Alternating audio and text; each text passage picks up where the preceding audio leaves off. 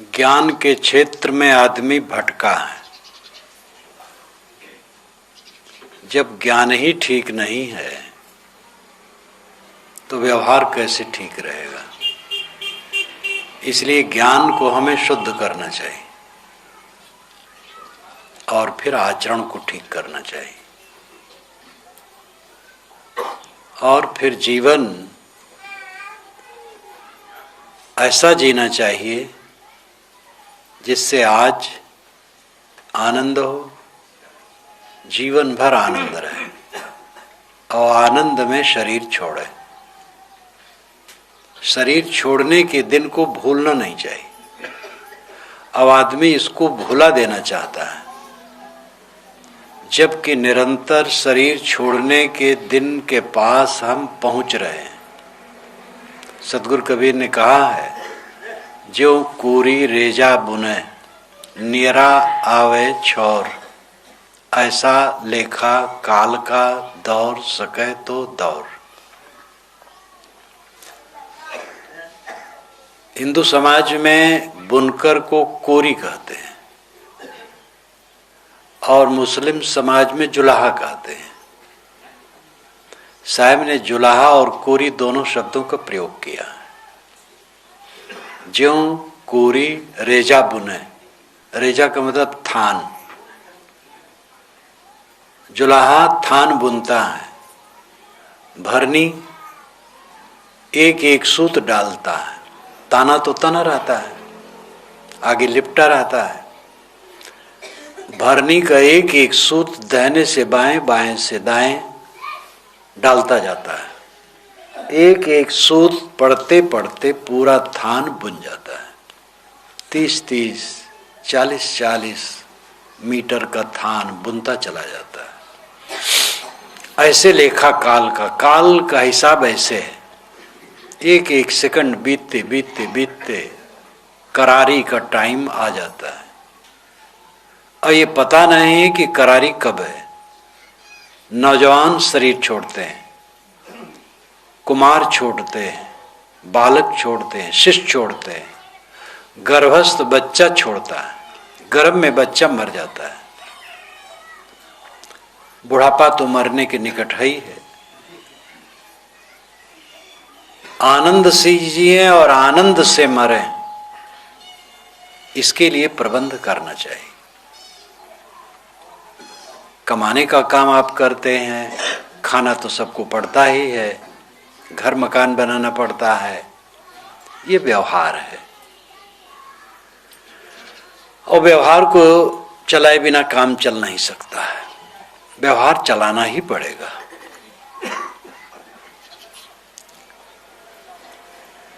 लेकिन व्यवहार परमार्थ के लिए है। पहले ज्ञान ही गड़बड़ है। ज्ञान को शुद्ध करो।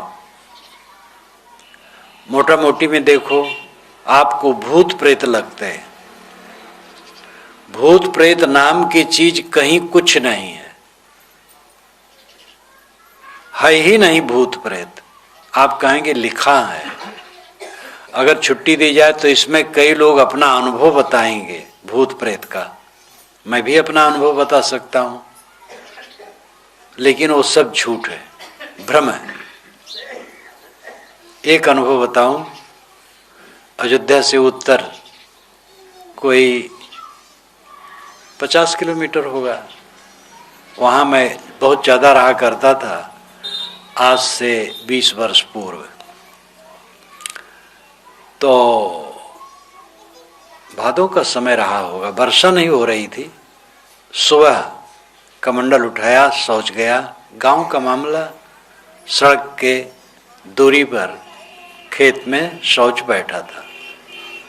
वो सड़क अयोध्या को आती है, काफी चालू है। पौ नहीं फटा था।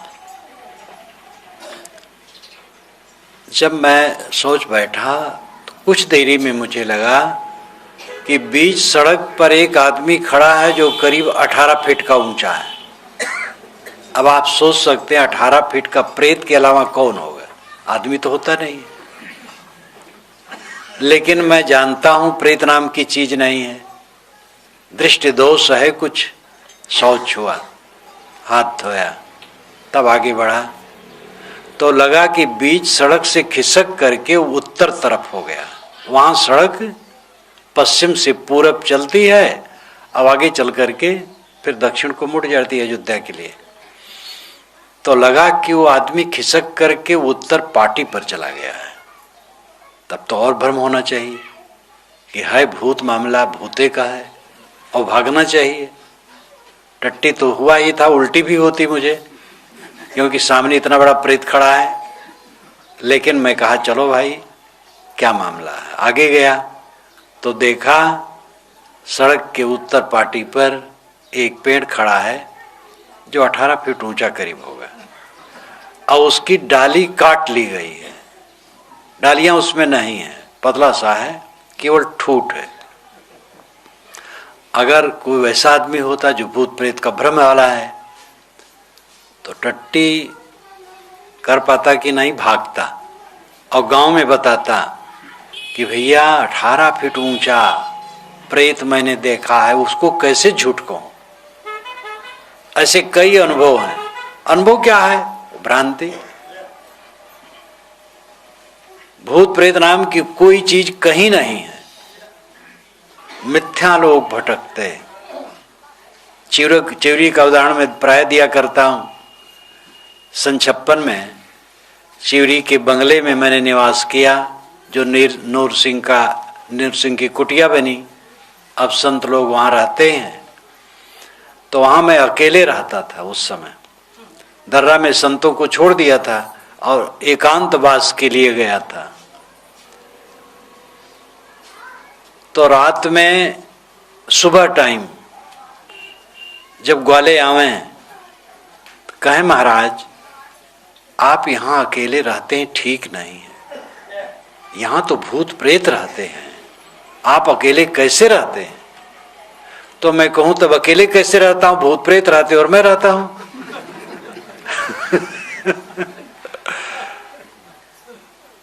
और मैं नीलमणि के पिता दीवालगिरी एक रख गए थे तेल भर करके, 7 दिन तक वो तेल चलता रहा। जलाऊं और थोड़ा दिया दियारी करके बुझा दो और चुपचाप सो जाऊं। और उस समय मैं जमीन में सोता था, खाट में नहीं। पीछे खाट आई, जमीन पर सोता था और रात भर सोता था। सुबह उठता था, शौच स्नान अंधियारे में निपटता था, जैसे आज निपटता हूं ऐसे उस समय भी। और कोई भूत नहीं मिला चारों तरफ भी। अब आज भी वहां बस्ती नहीं है। भूत प्रेत नाम की कोई चीज होती ही नहीं। दिमाग में भ्रम है तो भास खड़ा होता है। टोनही नाम की कोई चीज नहीं है और टोनहा भी कुछ नहीं है। नजर लगना झूठ है। अच्छे पढ़े लिखे लोग मकान बनवा करके तो उसके ऊपर काली खपड़ी उलट के रख देते हैं कि नजर न लग जाए। मकान बनवा लो, खपड़ी पड़ी कुछ न रखो, कुछ नहीं नजर लगेगी। नजर लगेगी तो क्षण रोने लगेगा, उसमें कटने लगेगा क्या? आप कहीं चले, बिल्ली ने रास्ता काट दिया तो काम गड़बड़ हो गया। बिल्ली को उधर जाना था, चली गई। बिल्ली के निकल जाने से कुछ नुकसान नहीं है। कोई छींक दिया तो काम बिगड़ गया, कोई टोक दिया कहाँ जाते हो तो काम बिगड़ गया। ऐसा कुछ नहीं। दाहिनांग बायांग फड़कने से हान लाभ की कल्पना बिल्कुल झूठी है। वायु विकार से अंग फड़कते हैं। पुराणों में, महाकाव्यों में, कथाओं के माध्यम से ऐसे अंधविश्वास को जड़ दिया गया है, क्योंकि लेखक लोग भी अंधविश्वासी थे। तो कथाओं में होने की वजह से सत्य नहीं है। कथाएं आती हैं रामायण में, महाभारत में, पुराणों में, तो ये ऐसा हो रहा है तो इतने में कोई छींक दिया तो कहा रे सावधान हो जाओ, तो छींक आ गई तो कहीं कुछ हो गया। ऐसा कुछ नहीं। जो किताबों में सब लिखा है तो सबका सब सच नहीं है, लेकिन सब झूठ नहीं है। झूठ होने से उसमें कुछ पूरा ग्रंथ का अनादर न करो, और सच होने से उसमें झूठ का भी आदर न करो। आप धान में से चावल निकाल लेते हैं, भूसी अलग कर देते हैं। जब बोरिंग करते हैं तो सफाई करते हैं, साफ पानी लेते हैं, जब तक कचरा आता है नहीं लेते हैं। सोना चांदी सुनार साफ करके लेता है। हर जगह शुद्ध करने की परिपाटी है। ज्ञान को भी हमें शुद्ध करना चाहिए। देवी देवता प्राणी हैं। देखो यहां इधर देवियां बैठी, इधर देवता बैठे हैं। ऐसे देवी देवता कहां मिलेंगे? और इनको हम देवी देवता नहीं मानते हैं। जो बोलते डोलते नहीं उनको देवी देवता मानते हैं, और जो बोलते डोलते हैं उनको देवी देवता नहीं मानते। जिनको देखते हैं उनको भगवान नहीं मानते, और जिनको भगवान मानते हैं उनको देखते नहीं। ऐसी उल्टी बुद्धि में किसी का हित नहीं हो सकता। जो दिखाई देता है समाज प्राणियों का, ये भगवान का स्वरूप है। विराट स्वरूप भगवान आपने कभी सुना होगा। गीता में विराट स्वरूप भगवान का वर्णन है। श्री कृष्ण ने अपने शरीर में विराट स्वरूप दिखाया।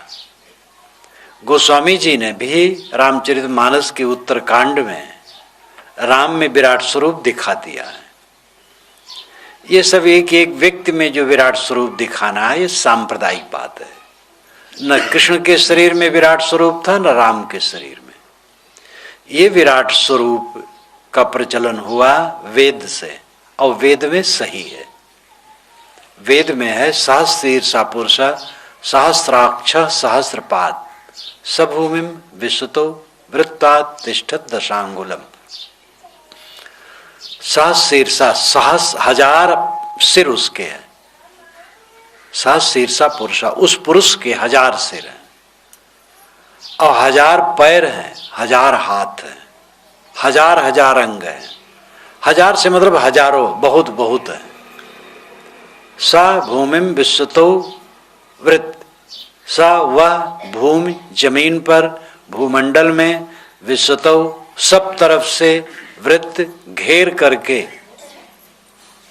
अति तिष्ठति, अति यानी ऊपर, तिष्ठत नाम बैठा है। कहां बैठा है? दशांगुलम, 10 अंगुल पर। यहां पर सगुण निर्गुण दोनों का परिचय है। 10 अंगुल नाभि से नापो तो 10 अंगुल ऊपर हृदय है। पेट में जो नाभि है नापो तो 10 अंगुल ऊपर हृदय पड़ता है। हृदय में वो बैठा है। बाहर भी पूरी जमीन पर घेरे है और हृदय में बैठा है।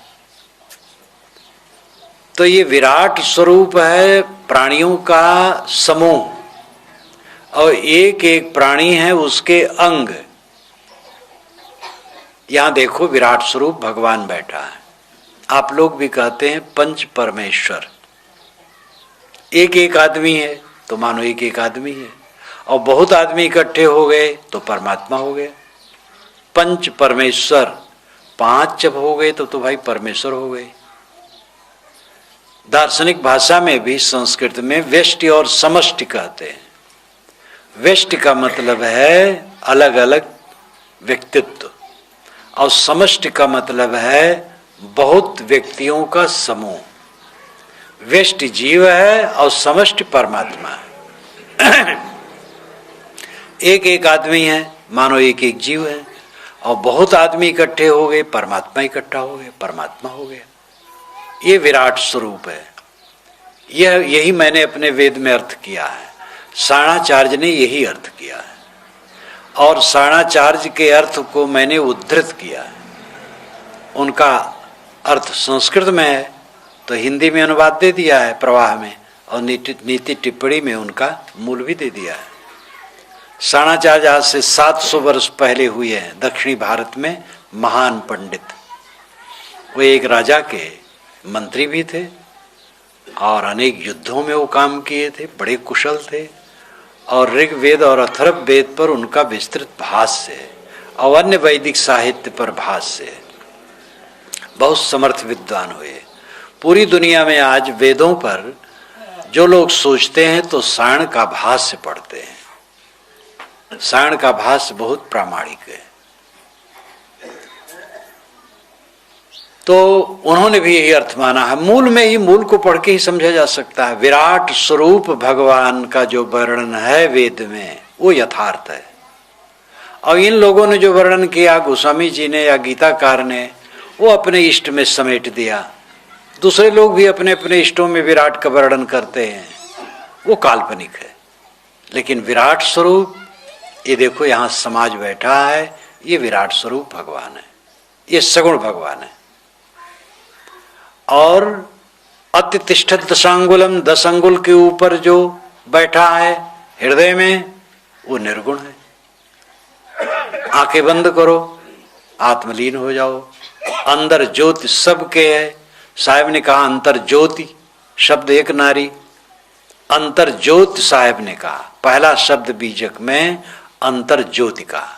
ये अंतर ज्योति क्या है? आत्मा, चेतन, जो सबके अंदर में ज्योति है, ज्ञान का प्रकाश है, जिसके निकल जाने पर शरीर सूना हो जाता है, वो अंतर ज्योति। वही 10 अंगुलम, 10 अंगुल के ऊपर बैठा है। 10 अंगुल के ऊपर एक लाक्षणिक कथन है, यानी अंदर में, शरीर में जो चेतना है वो निर्गुण परमात्मा है। ध्यान में बैठो, अपने में लौट आओ, निर्गुण ब्रह्म में लीन, निर्गुण राम में लीन। आंखें खुलें, इन लोगों को देखो, सगुण भगवान के दर्शन हो गए। अब इतने पर आप ठहर जाओ कि जो लोग दिखाई देते हैं सब सगुण भगवान हैं, तो किसको गाली दोगे, किसको कट कहोगे, किसको धोखा दोगे, किसके साथ दुर्व्यवहार करोगे? एक बात को पकड़ ले और उस पर आचरण करने लग जाए, पूरा जीवन बदल जाएगा। और न पकड़े, जिंदगी बीत जाएगी, बेवकूफ का बेवकूफ बना रहेगा, बेवकूफ बना रहेगा, दुखी बना रहेगा, असंतुष्ट रहेगा। बेवकूफ जहां रहेगा दुखी रहेगा। पति पत्नी में झगड़ा हुआ तो पत्नी रुष्ट होकर के चल दी, तो पति खोजने निकला। तो एक चौराहे पर कुछ लोग बैठे थे, तो उसने कहा भैया इधर फजीती गई है। कि इसका मतलब कि मेरी पत्नी का नाम फजीती, रुष्ट होके चली गई है, आपने देखा है इधर फजीती गई है? कि तुम्हारा क्या नाम है? कि मेरा नाम बेवकूफ है। तो के बेवकूफ जहां रहेगा फजीती हजारों मिलेंगे। तो एक फजीती क्या खोजता है? तो अगर हम बेवकूफ हैं तो फजीती हर जगह मिलेगी, और हमारी बेवकूफी मिट जाए तो कहीं हमें फजीती नहीं मिलेगी। साहब ने कहा है, सांचे श्राप न लागे, सांचे काल न खाए, सांचे ही सांचा जो चले ताको काह न साए। सच्चे को श्राप नहीं लगता है, सच्चे को काल नहीं खाता है। जो एकदम सच्चाई में चलता है उसका कोई क्या बिगाड़ेगा? और इसका प्रत्यक्ष उदाहरण कबीर साहब थे। गोस्वामी जी तो एक परंपरा के पोषक थे, लेकिन उतने पर भी काशी में बड़ा उपद्रव उनके पीछे हुआ। बहुत पंडित लोग उनको बहुत परेशान किए। उन पंडितों का शायद कारण यह था कि एक तो गोस्वामी जी का भी ऐसे ही था, जैसे कबीर साहब लहरतारा तालाब में पाए गए, गोस्वामी जी मंगतों के पिछवाड़े पाए गए शिष्य रूप में। पीछे से वो तो दूबे चौबे बनाए हैं, लोग बनाए हैं। काशी में मैंने नेशनल लाइब्रेरी कलकत्ता में, नेशनल लाइब्रेरी कलकत्ता में नेशनल लाइब्रेरी है, राष्ट्रीय पुस्तकालय बहुत विशाल, उसमें मैंने गोस्वामी जी की हिस्ट्री खोजना चाहा। मेरी पुस्तक है संसार के महापुरुष, जिसमें 28 महापुरुषों का मैंने विस्तार से लिखा है। तो मेरे मन में था गोस्वामी जी के लिए लिखूं। गोस्वामी जी के प्रति श्रद्धा मुझे बचपन से थी, आज है और सदा रहेगी। लेकिन बड़ी बड़ी पुस्तकें देखी, जितने लेखक हैं सब धुन डाले हैं, खंडन खंडन खंडन, ये नहीं हो सकता, वो नहीं हो सकता, कुछ निर्णय नहीं है, तो मैं लिख नहीं पाया। गोस्वामी जी हिंदू मंगतों के पिछवाड़े पाए गए थे, तो उन्होंने पाला पोसा, राम बोला नाम रखा, और मंग तो घर में थे तो मांगते खाते थे। अयोध्या से उत्तर जिसको आजकल गोंडा जिला कहते हैं, सुकर क्षेत्र वहीं है, सरजू और घाघरा के मिलन की जगह। वहां पर नरहर दास जी महाराज जो एक वैष्णव संत विद्वान थे, वे वाल्मीकि रामायण पर कथा कहते थे। राम बोला नाम का बच्चा वहां गया, इस बच्चे को मेधावी देख करके उन्होंने लिफ्ट दिया, सहारा दिया, और फिर गोस्वामी जी एक महान पुरुष हुए, इसमें बताने की जरूरत नहीं है। लेकिन तथ्य खोजने पर माता पिता को पता नहीं। इलाहाबाद के एक वरिष्ठ वकील ने मुझे सन 76 में बताया था कि गोस्वामी जी के विषय में तो मुकदमा यहाँ चल पड़ा है 2 पक्षों में, तो ये सिद्ध हुआ, जजमेंट हुआ है कि उनके माता पिता को पता नहीं।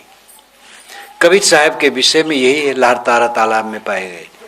कबीर पंथी कहते हैं, पौराणिक कबीर पंथी की वह कमल फूल पर प्रकट हो गए आकाश से आकर के ज्योति रूप में, और मगहर में उनकी लाश ज्योति हो गई, फूल हो गया। फूल पर प्रकट हुए और फूल में लीन हो गए। सीता जी के विषय में ऐसा है, पृथ्वी फोड़ के निकली और पृथ्वी में समा गई। महाराज राम के लिए भी है कि क्षीर भोजन से पैदा हुए, खीर खा करके गर्भवती हो गई स्त्रियां और वहीं से बच्चे हुए। इसमें भी कुछ पर्दा है, क्योंकि खीर से कुछ नहीं बच्चे होते हैं। रामचरितमानस के बाल कांड में जहां राम विवाह है, वहां पर ये विनोद आता है, प्रक्षेप में है, लेकिन है तथ्य। जब विवाह होता है उत्तर प्रदेश में, अब तो पता नहीं सिस्टम क्या है, तो रात में बारात जाती है, विवाह हो जाता है। दूसरे दिन मर्यादा रखते हैं, उसको मर्यादा कहते हैं, तो दूसरे दिन वहीं सब रहते हैं। तीसरे दिन विदा होते हैं जलपान के बाद। तो दूसरे दिन शाम के टाइम दूल्हा घर में बैठाया जाता है, स्त्रियों के बीच, वहां पुरुष नहीं होते हैं और बूढ़ी भी नहीं होती हैं, युवती स्त्रियां होती हैं, आपस में हंसी विनोद चलता है। गोस्वामी जी ने यही पुट लिया, अथवा अगर प्रक्षेप वालों ने किया तो वही रस्म के अनुसार लिया। तो उसमें आता है, अति उदार कर तूतिदार सब अवधपुरी की बामा, खीर खाए पैदा सुत करती पति कर कछ नहीं कामा।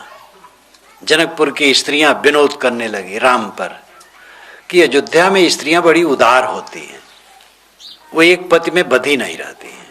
अति उदार करतूतिदार और चमत्कारी होती हैं। अति उदार करतूतिदार सब अवधपुरी की बामा, अवधपुरी की युवती स्त्रियां बड़ी उदार बड़ी चमत्कारी होती हैं। खीर खाए पैदा सुत करती, खीर खा लेती बस गर्भवती हो जाती है। पतिकर कछ नहीं कामा, कोई पति की जरूरत नहीं है। तब सखी बचन सुन के रघुनंदन बोले मृद मुस्काते, आपन चाल छिपावो प्यारी कहो आन की बातें। कोई नहीं जन्मे मात पिता बिन बांधी वेद की नीति, तुम्हारे तो सब महिते उपजे असंभरे नहीं रीति। महाराज राम मुस्कुराए और कहे, आह दूसरे भेद बताती हो, अपना छिपाती हो। ये सत्य की नीति है कि माँ बाप से लोग होते हैं। मैं सुनता हूं यहाँ जनकपुरी में लोग जमीन फोड़ फोड़ के पैदा होते हैं। मेरे यहाँ ऐसा रस्म नहीं है। ये सीता पर पूरा व्यंग है। तो कुछ ऐसी घटनाएं हैं जो सदा से होती रही हैं कि जिसके माँ बाप का पता नहीं। लेकिन ऐसे लोगों में बड़े क्रांतिकारी, बड़े ऊंचे, बड़े योग्य लोग हुए हैं। अब कबीर को देखो, अद्वितीय पुरुष। गोस्वामी जी भले परंपरावादी थे, लेकिन उनकी प्रतिभा की विशालता, कथा का संयोजन जो सुंदर ढंग से किया है, और उनका काव्य देखो कितना महत्वपूर्ण है। सीता जी अपनी जगह पर कितनी ऊंची है। रावण हर ले गया, प्रलोभन दिया, लेकिन निर्भय रावण को कहा तुम अंग नहीं छू सकते हो, राम अपने में अद्वितीय पुरुष हैं ही। बृहदारण्यक उपनिषद उपनिषदों में एक बड़ी उपनिषद है। उसके आखिर में 50 से अधिक ऋषि हैं जिनके पिताओं का पता नहीं है, माताओं का पता है। माताओं की पूरी लिस्ट दी गई है और पिताओं का नहीं है। ये ऋषि की माँ का नाम ये है, ये ऋषि के माँ का नाम ये है, ये बारंबार आया है। स्वामी शंकराचार्य बड़े ब्राह्मणवादी थे, बड़े वर्ण व्यवस्था के पक्षधर थे। उन्होंने कहा शूद्रों को ज्ञान का अधिकार नहीं है, ब्राह्मणों का ही अधिकार है। ये बहुत घोर उल्टी बात है। मानव मात्र को ज्ञान का अधिकार है, लेकिन स्वामी शंकराचार्य जैसे बुद्धिमान विद्वान पुरुष परंपरा में जकड़ करके ऐसी गलत बातें कहे और घोर पक्षपाती थे वर्ण व्यवस्था के। लेकिन वहां का भाष क्या करते, माँ का नाम पुत्र का नाम, माँ का नाम पुत्र का नाम। तो वहां उन्होंने लिखा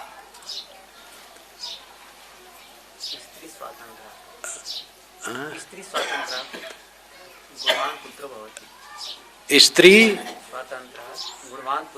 स्वतंत्र नहीं, दूसरा शब्द है, हाँ, स्त्री प्राधान्याद गुणवान पुत्रो भवतीत।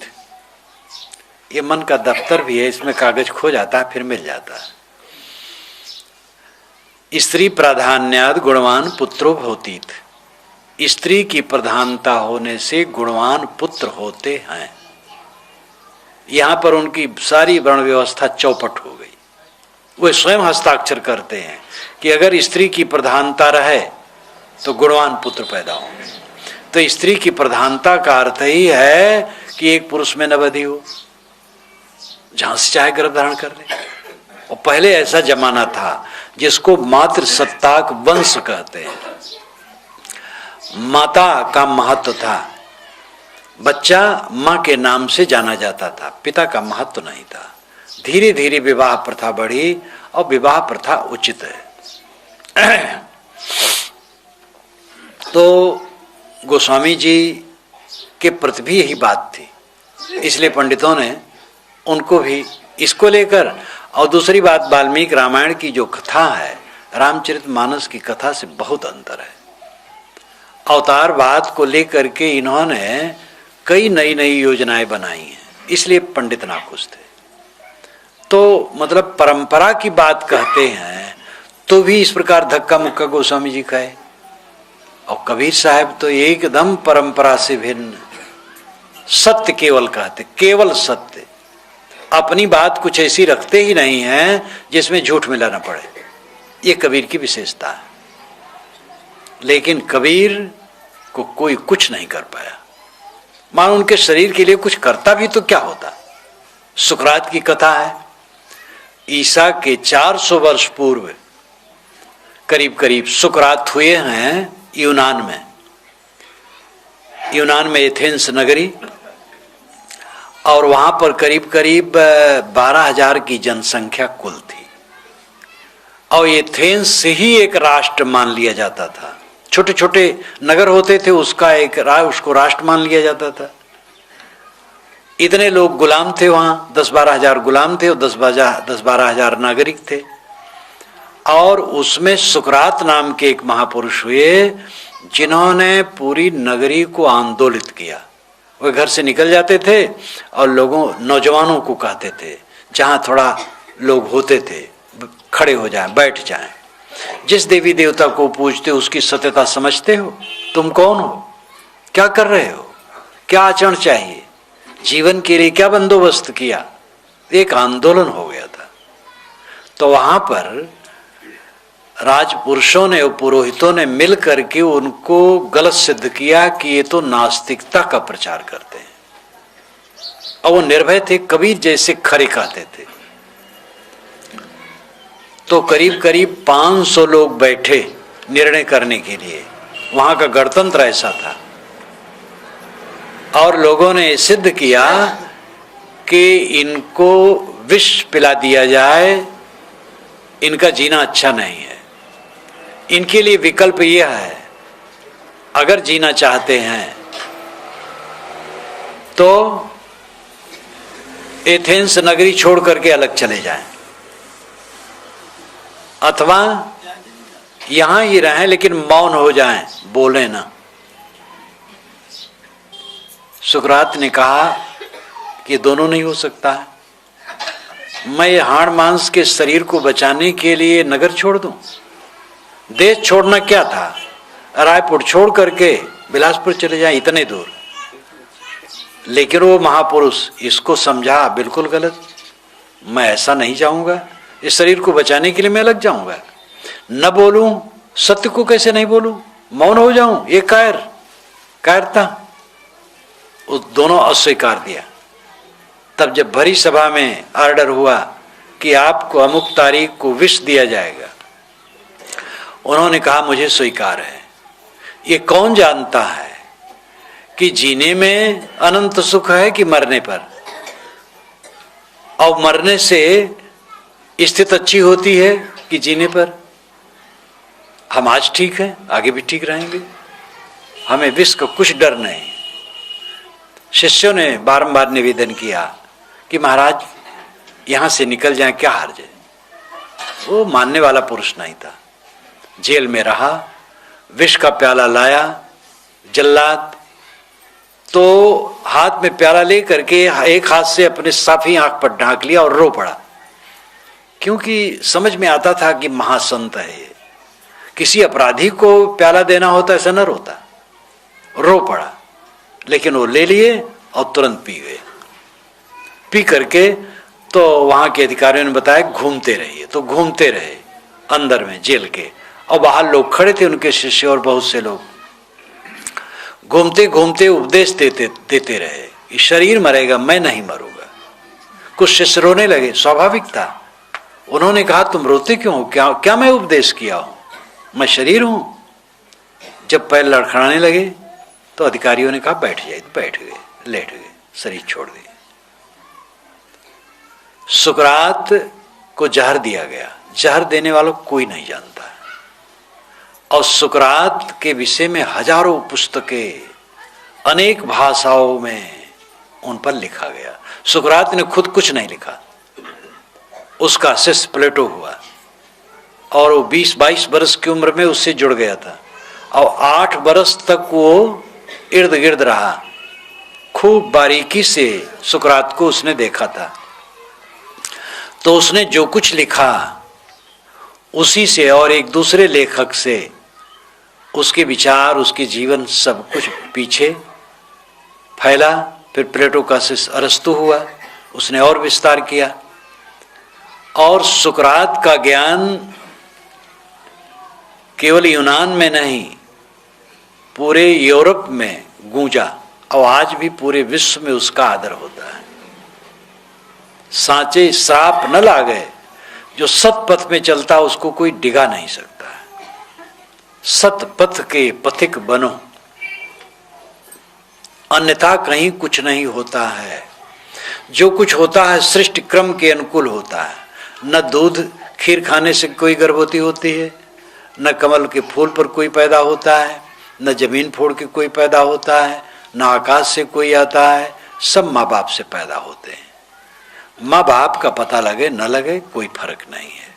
मनुष्य की कीमत उसके ज्ञान और आचरण से होती है, माँ बाप से नहीं, जात बिरादरी से नहीं। इन बातों पर ध्यान देना चाहिए। ज्ञान का क्षेत्र हमारा पक्का होना चाहिए, निर्भय। जितनी भ्रांतियां हैं दूर करो। असली देवी देवता ये प्राणी हैं, इनका आदर करो। आत्मा परमात्मा है, परमात्मा कोई खोजने का विषय नहीं है। खोज करके जो पाओगे वो दुनियादारी चीज होगी, रुक करके पाओगे वो परमात्मा है। बैठे से ही पथ कटे, चला चली नहीं पार। बैठ जाओगे तो पथ कट जाएगा, चलोगे तो पार नहीं पाओगे। बाहर का रास्ता कटता है चलने पर, भीतर का रास्ता कटता है बैठने पर। यहां बैठने का अर्थ है शांति पा जाना, मन की तृष्णा का मिट जाना। हमारे मन के अंदर जो तृष्णा है ये मुझे विश्राम नहीं लेने देती है। तृष्णा हमारी मिटनी चाहिए, कामनाएं मिटनी चाहिए। ज्ञान सच्चा हो और आचरण सच्चा हो। गृहस्थी दृष्टि से पर स्त्री पर कुदृष्टि कभी मत करो। जितनी स्त्रियां हैं अपने अलावा, अपनी स्त्री के अलावा मां बहन बेटी है। स्त्रियों की दृष्टि से पर पुरुष जितने हैं पिता पुत्र भाई है। संयम से जो रहना चाहें नारी मात्र मां है, ऐसा ध्यान रखें। दूसरे का धन नाजायज तरीके से कभी न लो। किसी प्राणी को न सताओ, कोई नशा का सेवन न करो। आप लोग गुड़ाखू, तमाकू, गुटखा, पता नहीं क्या क्या सेवन करते हैं, बहुत गलत करते हैं। इतना भी नहीं सुधारोगे तो और क्या सुधारोगे। आचार विचार की पवित्रता पर ध्यान दो। जो कुछ कमाते हो खा जाओ तो भी कम रहेगा, उसी में कुछ पर सेवा करते रहो, दान पुण्य करते रहो। श्रद्धयादेयम अश्रद्धयादेयम श्रेयादेयम ह्रियादेयम भियादेयम संविदादेयम, ये तैत्तिरीय उपनिषद में कहा गया। श्रद्धा से दान करो, श्रद्धयादेयम। कोई कहा मुझे श्रद्धा नहीं होती है दान करने के लिए, तो ऋषि ने कहा अश्रद्धयादेयम, अश्रद्धा से दो। अश्रद्धा से देते देते श्रद्धा हो जाएगी। श्रद्धयादेयम अश्रद्धयादेयम श्रेयादेयम। कोई कहा हमारे पास धन कम है, तो कहे श्रेयादेयम, श्री के अनुसार धन दो। श्री नाम धन, लक्ष्मी। जैसे लक्ष्मी आपके उतना दो, 1 पैसा दो, 2 पैसा दो, 1 रुपया दो, 1000 दो, 1 लाख दो, 1 करोड़ दो, जैसे आपके धन है। श्रेयादेयम ह्रियादेयम। कोई कहा मुझे देने मने नहीं होता है, तो ऋषि ने कहा यार लज्जा तो करो, लोग दान करते तुम कंजूस बने बैठे हो। तो ह्री नाम लज्जा, ह्रियादेयम लज्जा से दो। भियादेयम संविदादेयम, भिया भय करके दो, तुम दान पुण्य नहीं करोगे तुम्हारा भविष्य क्या होगा। और संविदादेयम, संविदा कहते हैं इकरार को। किसी से इकरार कर लिए हो कि देंगे तो मुकर न जाओ, सहायता करो।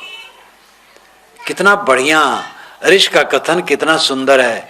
पहली बार जब मैं इसको पढ़ा था तो बहुत देर तक सोचता रह गया कि कहने का लहजा कितना सुंदर है और इसका भाव कितना ऊंचा है। शब्दों का चयन, 6 शब्दों का चयन उसने किया। श्रद्धयादेयम अश्रद्धयादेयम श्रेयादेयम ह्रियादेयम भियादेयम संविदादेयम। कबीर साहब ने कहा ऋतु वसंत जाचक भया, हर्ष दिया दुमपात, ताते नौ पल्लो भया, दिया दूर नहीं जात। वसंत ऋतु ने मांगा वन से कि अय वनराज आप अपने पत्ते को हमें दे दीजिए। तो वन राजा हर्षित होकर के सब पत्ते झाड़ दिया। ताते 9 पल्लो भया, इसलिए वन में नए नए पल्लो कोमल कोमल आ गए। साहब कहते दिया दूर नहीं जात, जो दिया जाता वो दूर नहीं जाता, लौट के मिलता और ताजा तवाना। तो जितना हमारे पास हो सब खा जाएं तो भी कम रहेगा, और उसी में कुछ करते रहो, दान पुण्य पर सेवा, तो वो भी होता रहेगा। समुद्र के किनारे जाओ और सोचो कि हल्ला गुल्ला इसका बंद होगा तब नहाएंगे, तो कब नहाओगे। समुद्र में 24 घंटे हाहा हाहा लहर आती रहती है।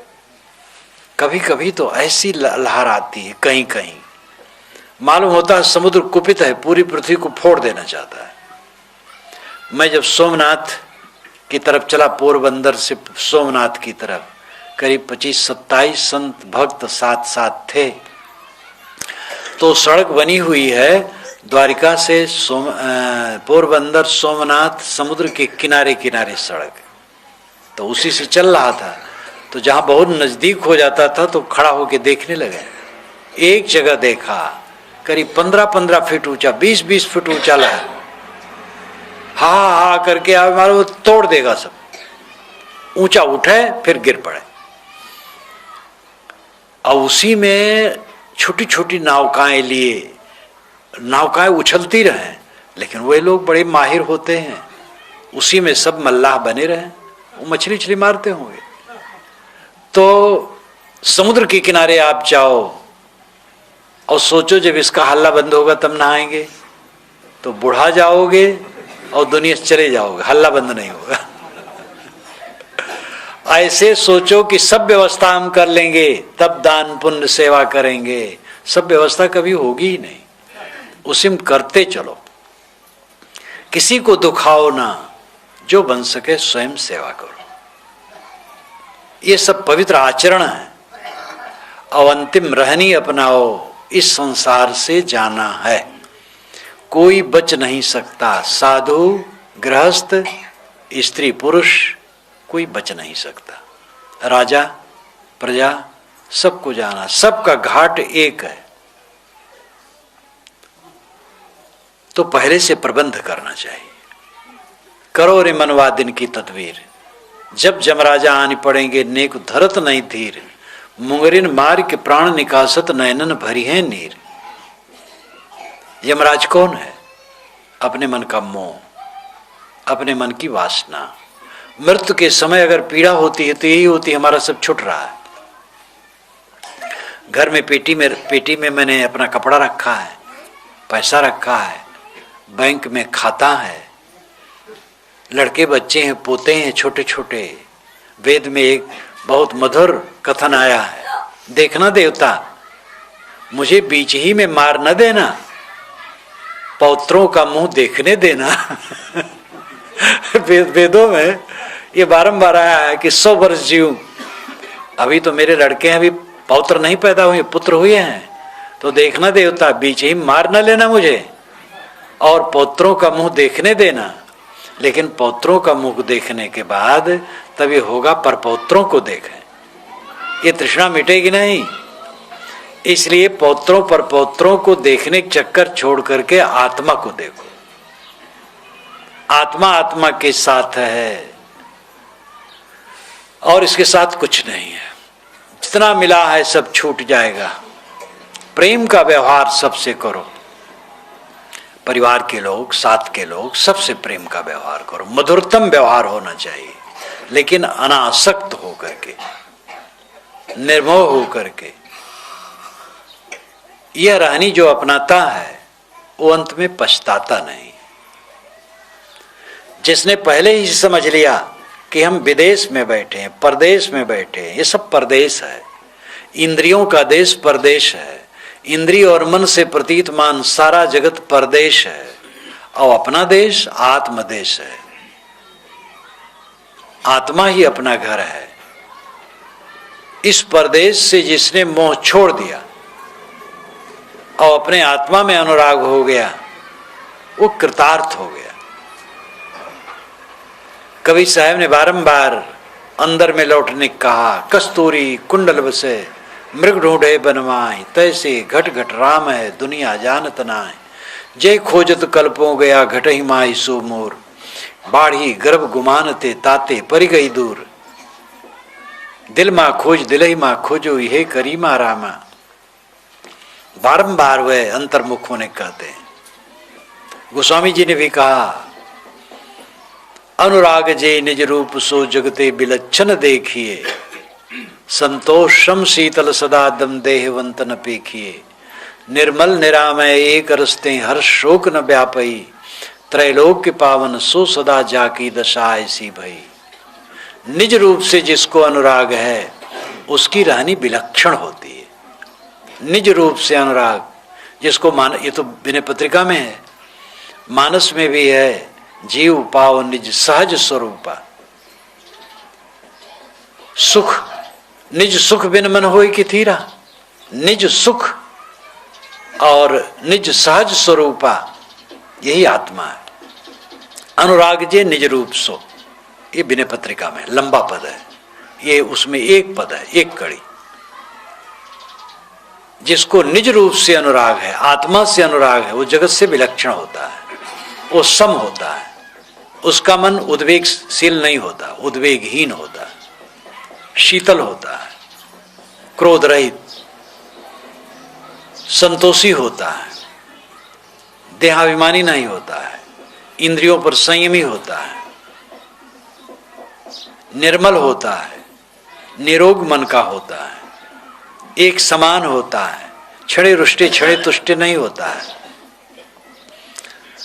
काम क्रोध से दूर होता है, त्रैलोक पावन होता है, मनोविकारों से रहित ऐसा आदमी आपके बीच में हो जिसके मन में कोई विकार नहीं, निर्मल है, आत्माराम में मगन है,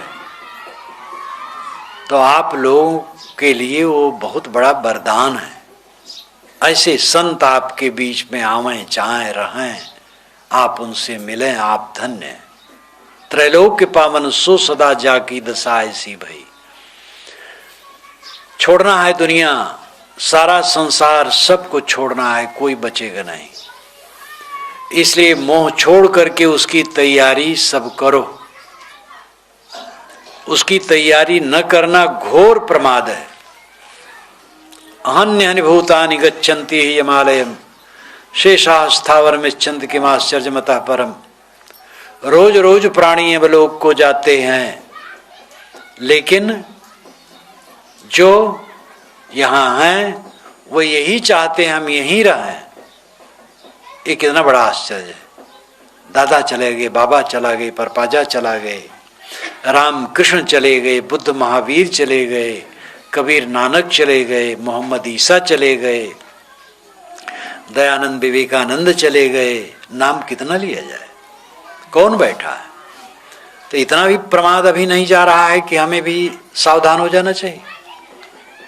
ऐसा जीवन जिए जिससे मरते समय मानसिक पीड़ा न हो, ऐसा लगे मेरा कुछ छूट नहीं रहा है, क्योंकि सारी चीजों को पहले छोड़ दिया, मन से सारे बंधनों को तोड़ दिया, कोई मोह कहीं नहीं, तो क्या छूटेगा?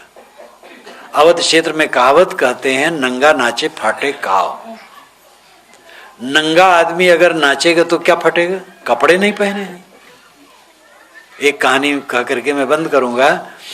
एक सज्जन एक संत से कहे, महाराज मुझे चिंता बहुत होती है। उन्होंने कहा कि एक कुर्ता पहन लो तो चिंता मिट जाएगी। कहे महाराज पहन लूंगा, बनवा लूंगा। कहे नहीं, बनवाने से नहीं बनेगा। जो चिंता न करता हो उससे कुर्ता मांगो, जो बिल्कुल निश्चिंत हो, चिंता कभी न करता हो, उससे कुर्ता मांग लो और पहन लो तो तुम भी निश्चिंत हो जाओगे। कहे बहुत अच्छा, ऐसे दयालु हैं मिल जाएंगे। गया, वो जिनके पास जाए, कहे अपना कुर्ता दे दो। कहे दे सकते हैं, क्यों मांगते क्यों हो? कहे मुझे चिंता बहुत होती है। एक संत ने कहा है कि जिसको चिंता न होती हो उसका कुर्ता पहन लो तो चिंता मिट जाएगी। तो कहा यार हम तो चिंता में डूबे हैं, तो हमारा कुर्ता क्या करूं? तो जिसके पास जाए सब कहे हम चिंतित हैं। एक संत के पास गया, कहा महाराज आपको चिंता होती ही कि नहीं? कहे हमें तो नहीं होती है। कहे तो आप अपना कुर्ता दे दीजिए। कहे मेरी कुर्ता है ही नहीं है। तब समझ में आया कुर्ता न होना ही ठीक है। ये कुर्ता ही चिंता कर रही है, कुर्ता ना हो तो चिंता ना हो। ये लाक्षणिक है। इसका मतलब नहीं कि यही सब आप कुर्ता फेंक के जाओ। आप लोग कुर्ता पहने, हम लोग भी तो अचला पहने। अर्थ है कि जो शरीर से लेके संसार का सारा पसारा और उसमें जहां हमारा मोह है और ममता है, वो अपना है नहीं, खो जाने वाला है। ये इसके लिए कोई विशेष सफाई देने की जरूरत नहीं, सब समझ में आता है। बस सुबह शाम अकेले में बैठो, ज्ञान का ग्रंथ पढ़ो, चिंतन करो, मनन करो, तो दिमाग में जमे। कौन नहीं जानता है कि मरना है, लेकिन मरने की याद कितनी याद रखते हैं। साल साल बीत जाता है, लोग ख्याल नहीं करते। जब कोई मर जाता है तब लगता दुनिया छूटी है और फिर भूल गए। कितने लोग तो शमशान में गए, दाह कराने के बाद फिर वहीं प्रपंच करने लगते हैं। तो जब अकेले में रोज बैठो, सुबह बैठो, शाम को बैठो, एक एक घंटा ज्ञान ग्रंथों का अध्ययन करो, चिंतन करो, मनन करो सच्चाई पर, तब ज्ञान स्थिर होगा मन का मोह टूटेगा और इसी जीवन में आनंदित रहोगे। ऊंच नीच सबके सामने आना है, दुनिया में जीवन में ऊंच नीच आते रहते हैं। जिसका मन विवेक में पक्का है वो विचलित नहीं होता है, सब समय प्रसन्न आनंद कंद रहता है। तो मैंने आपसे कहा था कि ज्ञान सच्चा होना चाहिए, सच्चा ज्ञान न होने से काफी भटकाव है।